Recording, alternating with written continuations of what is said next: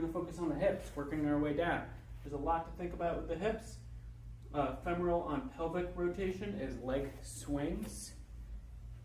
Your femoral, that's just what it's called.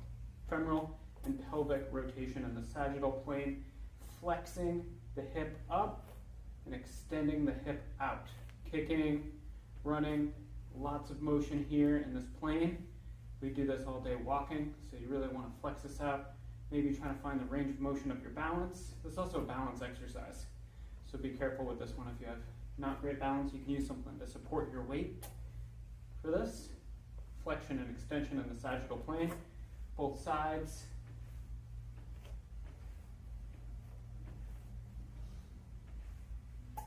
And leg swings across the body. So this is in the frontal plane, across the body, and the hips are performing abduction and adduction across. Abduction and adduction, both sides. This is a weird one. We're not used to doing this. This is not how we walk. This is a good motion to increase your hip flexing, strength of your hip flexors, and stretch them out a little bit. Okay. Up next, hip flexion, pelvic on femoral. So the hips are kind of doing the same thing, but in a different way, with our legs rooted, hinging forward and back up. Maybe you want to turn this into a forward bend. And back up. Then we have internal and external hip rotation, pointing the toe in, bringing the toe out. I love this. I think people need to do this more often. Internal and external rotation of the hip in the transverse plane, right? Rotating,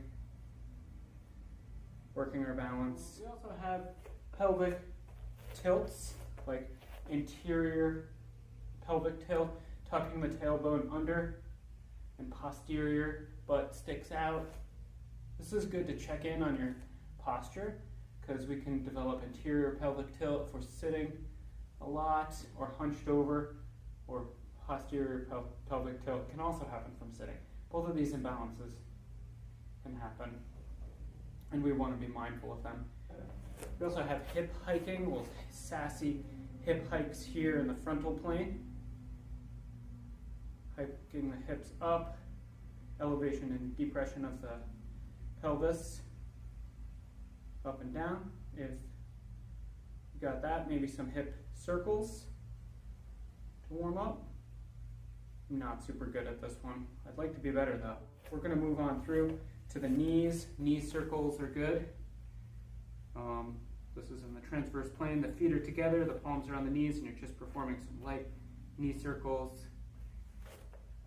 Knee flexion and extension.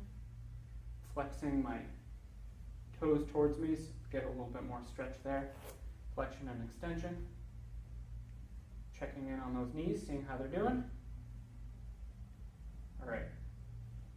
And ankle rotation. My balance, ankle rotation here. I might do this when I'm doing my hip stuff, so I can work my balance for longer. Other side, other foot, both directions.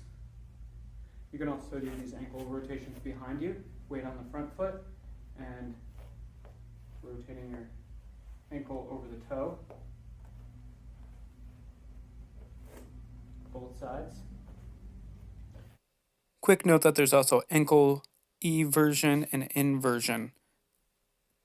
You got your toes flexing and extending, toes flexing and extending, flexion and extension of the ankle. So I hope this was helpful for you. Thanks for sticking with me, and stick around for more information. All right.